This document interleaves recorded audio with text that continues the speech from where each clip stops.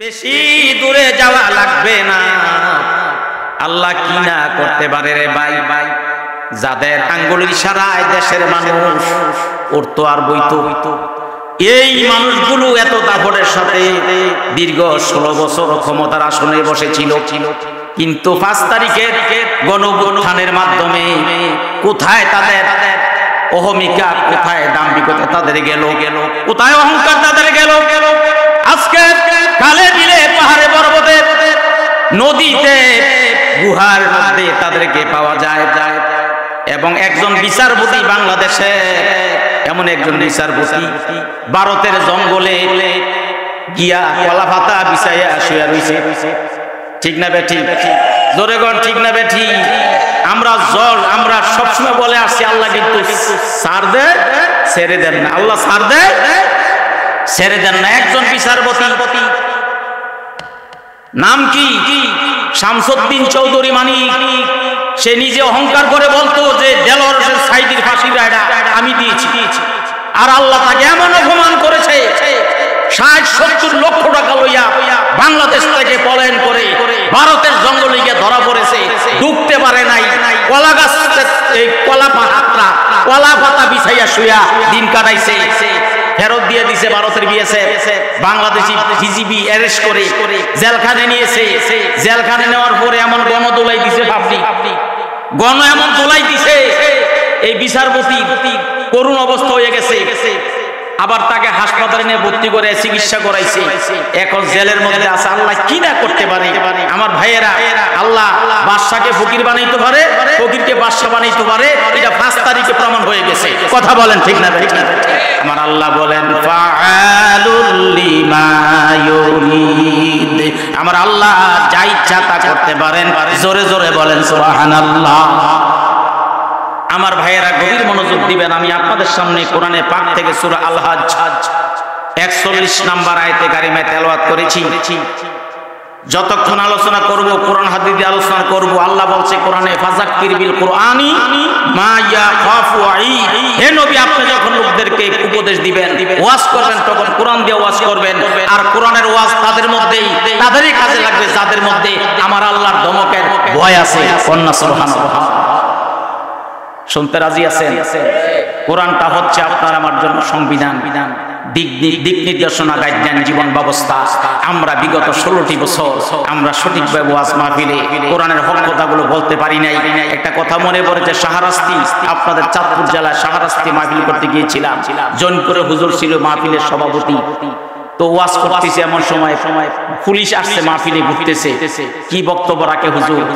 মাহফিল কমিটির তারা আমার কাছে আইয়া কয়, হুজুর কানে কানে কইতেছে, হুজুর মাহফিলে পুলিশ আইছে, মাটির তলের যত ওয়াজ আছে সব করেন, মাটির উপরের ওয়াজ করেন। এই কোরআনটা কি মাটির তলে না মাটির উপরে? আমাদের সমস্ত ইবাদত কি মাটির উপরে না মাটির নিচে? তো মাটির নিচের ওয়াজ কি? শব্দ ওয়াজ মাটির উপরে। কথা বলেন ঠিক না বেঠিক? আমাদের মুখের মধ্যে তালা লাগানো ছিল, আমরা হক কথা বলতে পারছি না। মন খুলে প্রাণ খুলে কোরআনের তাফসীর আমরা পেশ করতে পারছি না। আলহামদুলিল্লাহ, আল্লাহ পাক এদেশের হাজার হাজার মানুষের চৌকের পানির বরকতে, মজলুমের দোয়ার বরকতে আল্লাহ পাক এমন একটা পরিবেশ তৈরি করে দিয়েছে। আমরা বাংলাদেশের আনাচে কানাচে যেখানে কোরআনের তাফসীর মাহফিল হবে, আমরা প্রত্যেকটা আলেম ওলামা প্রাণ খুলে মন খুলে তারা সঠিক কথাগুলো বলতে পারতেছে। বিরাট এক মাহফিল গেছে থানায় অনুমতি লওয়ার জন্য। ওসি সাহেব, আমরা আসছি এমন একটা বড় একটা মাহফিল করব, তাফসীর মাহফিল, আপনি অনুমতি দেন। ওসি সাহেব কই, মিয়া এটারে কেউ ক্ষমতা আছে না, অনুমতি লিখে কি রাইছো? অনুমতি দরকার নাই। আমাদের মাননীয় ধর্ম উপদেষ্টা আফম খালেদ হোসেন, তিনি বড় প্রখ্যাত একজন আলেম এবং জেনারেল লাইনে সর্বোচ্চ ডিগ্রি প্রাপ্ত, ডক্টরেট ডিগ্রি যার আছে, চট্টগ্রাম বিশ্ববিদ্যালয়ের যিনি অধ্যাপক ডক্টর আফম খালেদ হোসেন সাহেব, তিনি ঘোষণা দিয়েছেন সারা বাংলাদেশে যত তাফসীর মাহফিল হবে, কোনো মাহফিলে অনুমতির কোনো প্রয়োজন নাই। সুবহানাল্লাহ। আর জোরে বল আলহামদুলিল্লাহ। আমার জীবনে আমি আজকে পরিষ্কার আপনাদের কাছে বলতেছি, আমার ওয়াজের বয়স 34 বছর চলছে। আমি 1991 সাল থেকে মাহফিল শুরু করেছি, কিন্তু এই 34 বছর বয়সে আমার ভাইয়েরা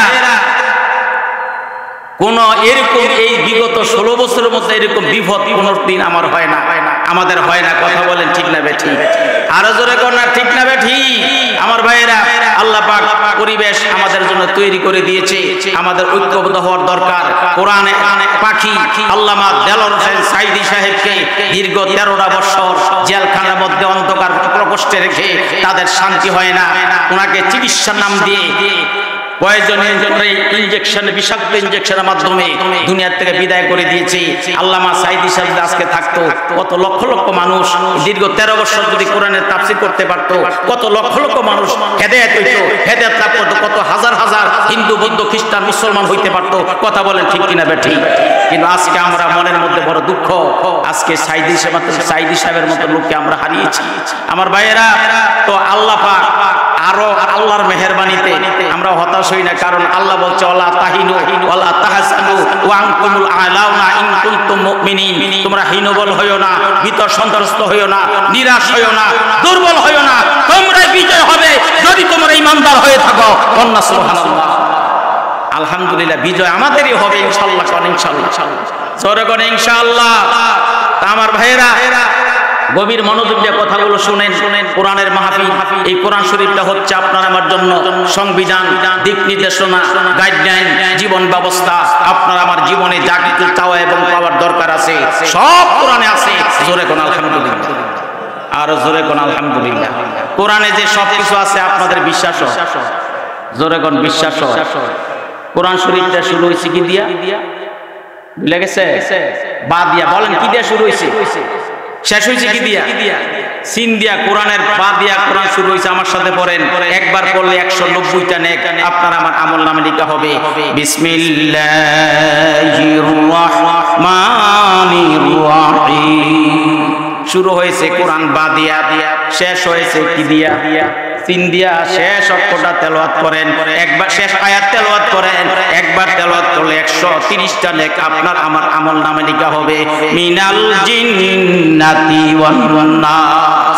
শুরু হয়েছে কোরআন বা দিয়া, শেষ হয়েছে সিন দিয়া। বা এবং সিন একত্রিত করলে হয় বাস। কি হয়? এটা কি ঢাকার বাস না সাতপুরের বাস? বাস মানিয়ে না, বাস মানি যথেষ্ট। আউয়ালু আখির যে কোরআন জেসে বা আমুদে সিন। আউয়ালু আখির যে কোরআন জেসে বা আমুদে সিন। ইয়ানে আন্দর রাহে দিনে রাহবরে কোরআনে বাস। শুরু হয়েছে কোরআন বা দিয়া, শেষ হয়েছে সিন দিয়া। বা এবং সিন একত্রিত করলে হয় বাস। এনাফ যথেষ্ট। অর্থাৎ তোমার আমার জন্ম থেকে মৃত্যু পর্যন্ত যা কিছু দরকার সব কোরআনে যথেষ্ট। জোরে কোন আলহামদুলিল্লাহ? আমার ভাইনা, আমার নবীজির উপরে 3000-এর বেশি মুজিজা ছিল। জোরে কোন কয় হাজার?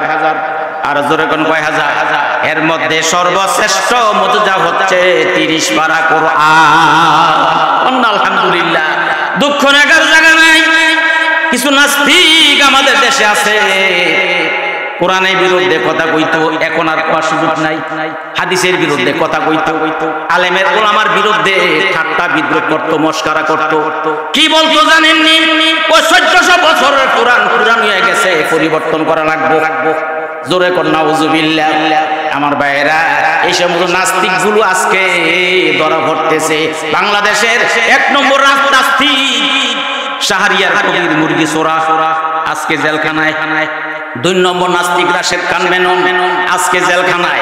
3 নম্বর নাস্তিক হাসানুল হকিনু আজকে জেলখানায়। আর বাকি নাস্তিক গুলো পলায়ন করে বিভিন্ন জায়গায় জায়গায় পলায়ন করে আছে। আর একজন নাস্তিক আছে ব্যারিস্টার নিজুম মজুমদার, সে ইংল্যান্ডে বসে বসে বাংলাদেশের বিরুদ্ধে ষড়যন্ত্র করতেছে। কথা বলেন ঠিক না বেঠিক? আমার ভাইয়েরা, যেই নাস্তিক বলল কোরআন কোরআন হয়ে গেছে, পরিবর্তন করা লাগবে, এর পরিবর্তন করা লাগবে না, কোরআন রে পরিবর্তন করা লাগবে। জোরে কোন কারে পরিবর্তন করা লাগবে? মাথা যদি ফাক্কার মধ্যে ধাক্কা দেন, মাথা ভাঙবো না, ফাক্কা ভাঙবো। हर दो रात तब्दीलो तारीफ आ जावा, हर दो रात तब्दीलो तारीफ आ जावा, ताकियामत निस्ते मुमकिन हर जमा। আমার আল্লাহর রাসূল বলে, আমার আল্লাহ বলেন, ও দুনিয়ার মানুষ কোরআনের বিরুদ্ধে ষড়যন্ত্র করতে পারবা, দুশ্মনী করতে পারবা। জানিয়ে রাখো কিয়ামত পর্যন্ত আমার আল্লাহর কোরআনের একটা জের জবর পরিবর্তন করার দুনিয়ায় কারো ক্ষমতা নাই। জোরে বলেন না সুবহানাল্লাহ। আমার ভাইরা, এই কোরআন মানলে পুরোপুরি মানতে হবে না, কিছু মানলে চলবো। আর জোরে কোন পুরা না কিছু? আপনারা পুরাপুরি কোরআন মানতে রাজি আছেন? জোরে কোন রাজি আছেন? কারা কারা কোরআন পুরাপুরি মানতে রাজি আছেন? একটু হাতগুলো দেখি, জোরে একটা তাকবীর দিবেন। নারায়ে তাকবীর, নারায়ে তাকবীর। আল কোরআনের আলো, আল হাদিসের আলো, ওয়াজ মাহফিল, ওয়াজ মাহফিল, জৈনপুরের হযরত পীর সাহেব কেবলা। আমার ভাইরা, হাত উঠাইলাম। কোরআন আমরা পুরাপুরি মানি, আসলে পুরাপুরি কোরআন আমরা মানি না। সুবিধা মতো হইলে মানি, সুবিধা মতো না হইলে আমরা কিন্তু কোরআন মানি না। কথা বলেন ঠিক না বেঠিক? কোরআন শরীফের মধ্যে সূরা বাকারা 275 নম্বর আয়াতের মধ্যে আমার আল্লাহ বলছেন সুদের কারবার হারাম। জোরে কোন সুদের কারবার কি? আর জোরে কোন কি? এখন যারা সুদ খায়, সুদের কারবার করে, সুদের ব্যবসা করে, সে কি কোরআন মানছে? আল্লাহ পাক বলেন সূরা বাকারা 275 নম্বর আয়াতের মধ্যে বলছেন ওয়া আহাল্লাল্লাহুল বাই'a ওয়া হারামার রিবা। আমার আল্লাহ ব্যবসাকে হালাল করেছেন আর সুদকে হারাম করেছেন। এখন যারা সুদ খায়, সুদের কারবার করে, সুদের ব্যবসা করে, এইগুলো আমাদের ওই কঙ্গাই মোহনপুর আমাদের এলাকার মধ্যে আছে, এই আমনগা এলাকার মধ্যে মনে হয় নাই। সুদ হালাল না হারাম? জোরে কোন হালাল না হারাম? এটা কে জানে না? সুদ ঘুষ হারাম, সেটা নতুন করে বলবো কেন? সুদ ঘুষ হালাল তো নয়, ভালো করে তুমিও জানো। সুদ ঘুষ হারাম, সেটা নতুন করে বলবো কেন? সুদ ঘুষ হালাল তো নয়, ভালো করে তুমিও জানো। সুদের টাকায় আজকে তুমি করছো বাড়ি, করছো ঘর, কি জবাব দিবে সেদিন যাবে যেদিন কবর ঘর। সুদের টাকায় আজকে তুমি করছো বাড়ি, করছো ঘর, কি জবাব দিবে সেদিন যাবে যেদিন কবর ঘর।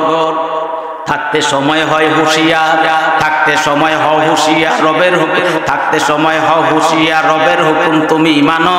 শুধু ঘুষ হালাল তো নয়, ভালো করে তুমিও জানো। শুধু ঘুষ হারাম, সেটা নতুন করে বলবো কেন? শুধু ঘুষ হালাল তো নয়, ভালো করে তুমিও জানো। নামাজ ফরজ, সেটা নতুন করে বলবো কেন? নামাজ দিনের খুঁটি, ভালো করে তুমিও জানো। আজান হলে কেন তুমি ছায়ের ঘরে থাকো বসে, কি জবাব দিবে সেদিন যাবে যেদিন কবর দেশে। এমন একদল লোক আছে না নাই? আজান দিলে চা দোকানের মধ্যে ঠাইসা বসে, আরেকটা দুধ চা দে, লিগার ডাব, দুধরে একটু বাড়াইয়া দিস, চিনি একটু বাড়াইয়া দিস। আজান দিছে, দোকানও বইয়া টিভি চায়, এমন খাসিয়তের লোক আছে না নাই? আজান হলে কেন তুমি ছায়ের ঘরে থাকো বসে, কি জবাব দিবে সেদিন যাবে যেদিন কবর দেশে। না পড়িলে নামাজ কালাম, না পড়িলে নামাজ কালাম, শাস্তি কঠিন তাও তো মানো।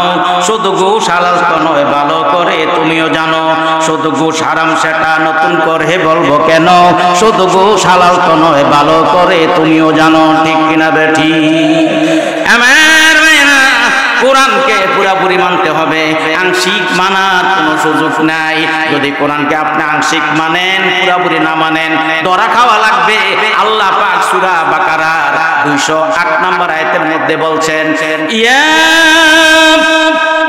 আইয়ুহাল্লাযীনা আমানু দুখুলু ফিস সিলমি কাফা ওয়া লা তাত্তাবিউ খুতুওয়াতিশ শাইতান ইন্নাহু লাকুম আদুউম মুবিন।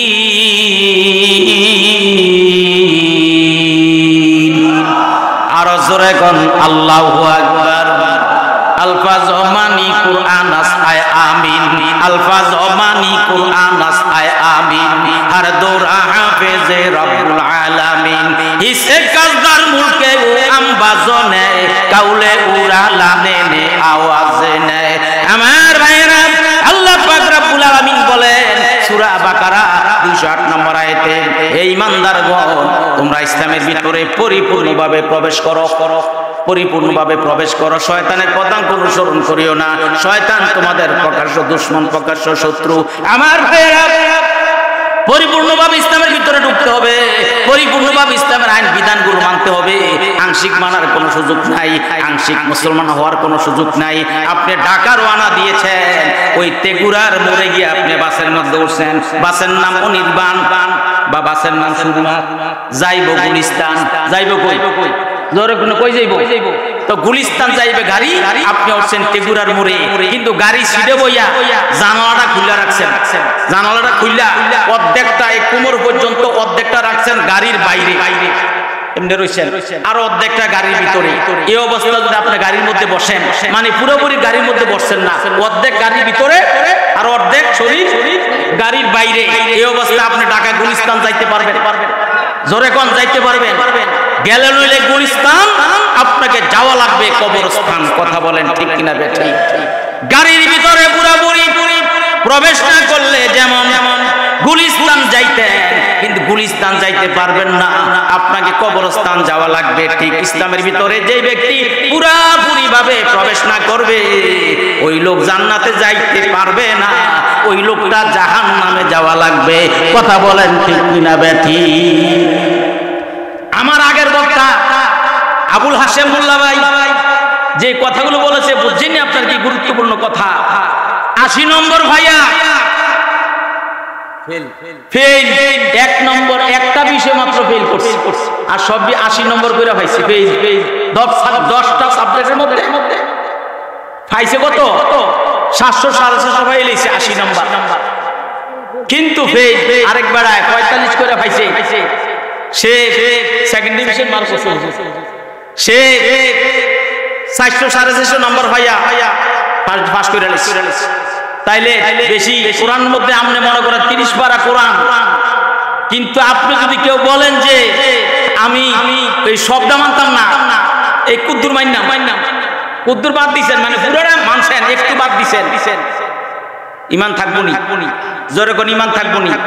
মানলে তো পুরোপুরি মানতে হবে। কথা বলেন ঠিক কিনা বেঠি? আরো জোরে কোন না ঠিক না বেঠি? আংশিক ইসলাম মানার কোনো সুযোগ নাই, মানলে পুরোপুরি মানতে হবে।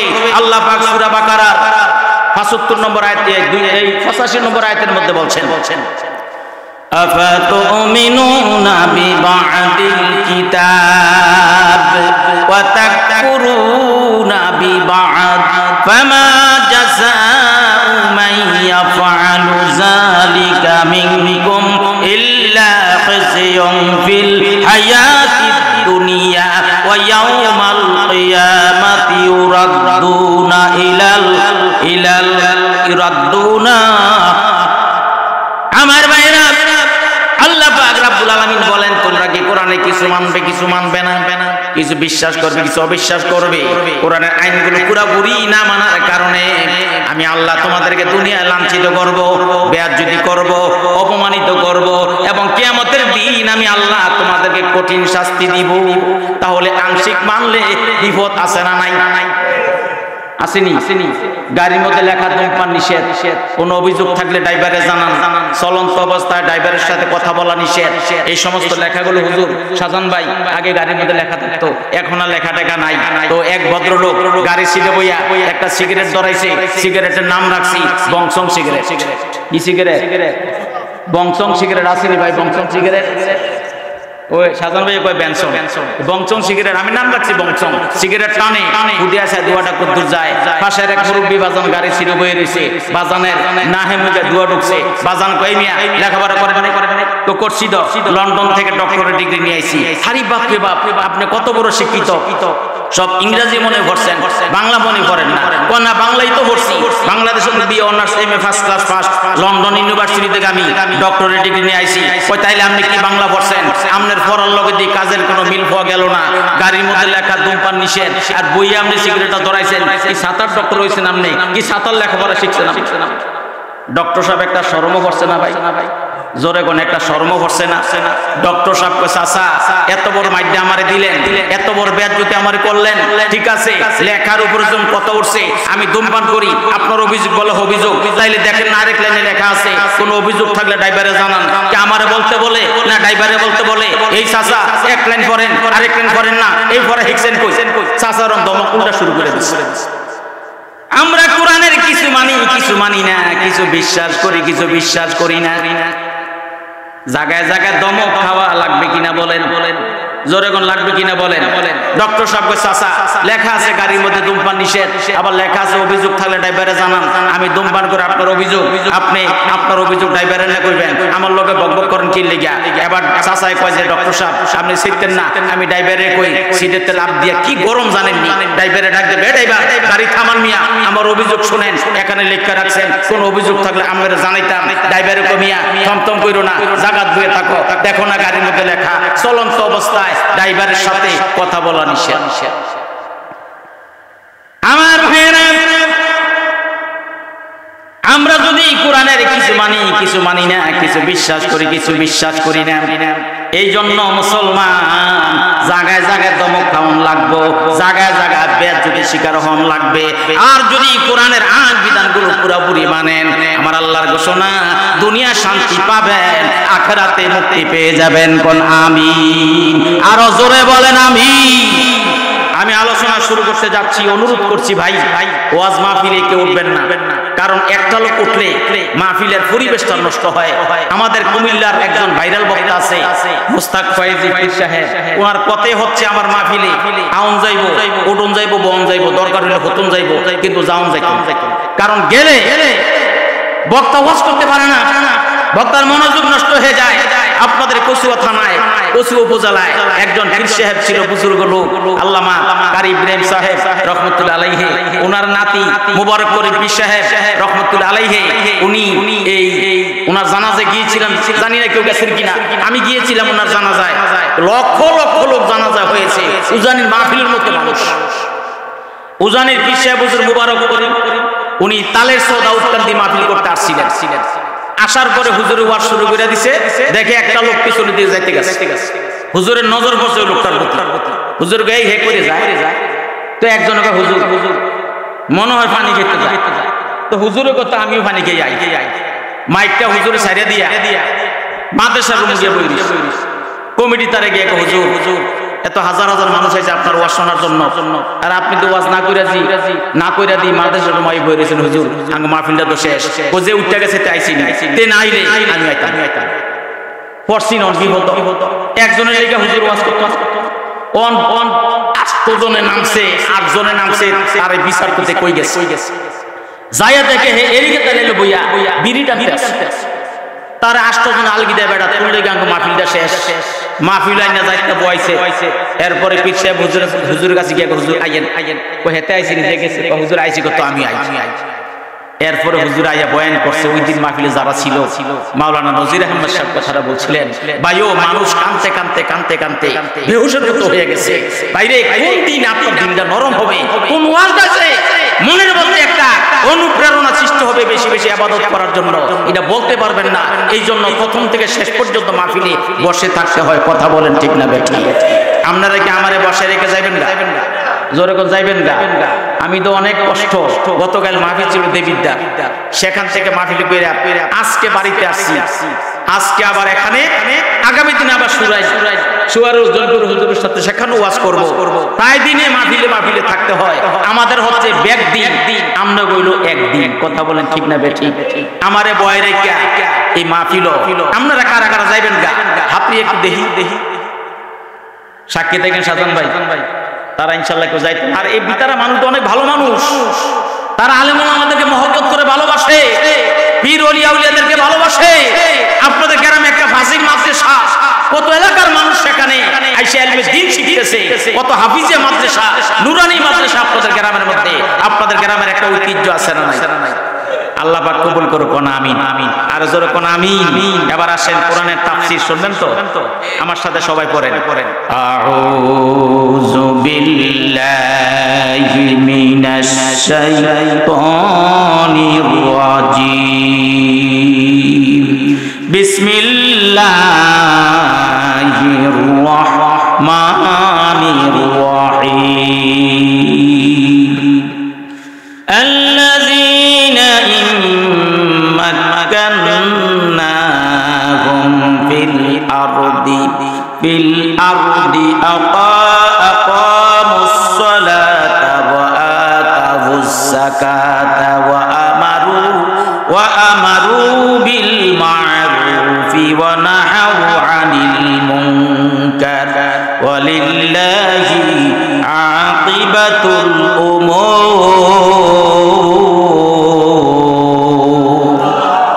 আরো জোরে বলেন আল্লাহু আকবার।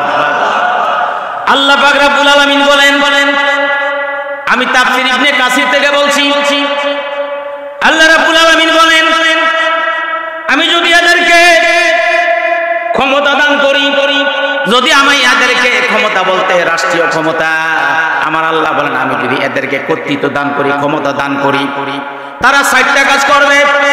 1 নাম্বার কাজ নামাজ কায়েম করবে, 2 নাম্বার যাকাত আদায়ের ব্যবস্থা করবে, 3 নাম্বার তারা সৎ কাজের মানুষকে সৎ কাজের আদেশ দিবে, অসৎ কাজের নিষেধ করবে। এই 60টা কাজ করবে যারা মুসলমানের রাষ্ট্রপ্রধান হবে, মুসলমানের মধ্যে যারা ক্ষমতায় যাবে, 60টা কাজ করবে। ওয়ালিল্লাহি আকিবাতুল উমুর, সকল কাজের পরিণাম আমার আল্লাহর এখতিয়ারে। কন্যা সুবহানাল্লাহ। ক্ষমতার মালিক কে? সকল ক্ষমতার মালিক কে? আন্নাল কুওয়াতা লিল্লাহি জামিআ, সমস্ত ক্ষমতার উৎস হচ্ছে একমাত্র আল্লাহ। বাংলাদেশের কিছু অনিসলামিক রাজনৈতিক দল আছে, তারা বলে সমস্ত ক্ষমতার উৎস জনগণ। না, সমতার উৎস যদি জনগণ হইতো তাহলে এই গত 5ই আগস্টে জনগণ কেন বিগত সরকারকে রাখতে পারছে? জনগণ রাখতে পারছে। তাইলে বুঝতে হবে সমস্ত ক্ষমতার মালিক কে আর জনগণ কে। যদি বলা হয় যে জনগণ সমস্ত ক্ষমতার উৎস, কিন্তু এটা শিরক হয়ে যাবে। তো আমার ভাইয়েরা আসুন, মুসলমানের সরকার যিনি রাষ্ট্র ক্ষমতা পাবে, মুসলমানের মধ্যে যিনি রাষ্ট্র ক্ষমতা পাবে, তারা 60টা কাজ করবে। আমি আপনাদের কাছ থেকে জানতে চাই, দেশ স্বাধীন হয়েছে আজ থেকে 53 বছর হয়ে গেছে, কথা কয় না?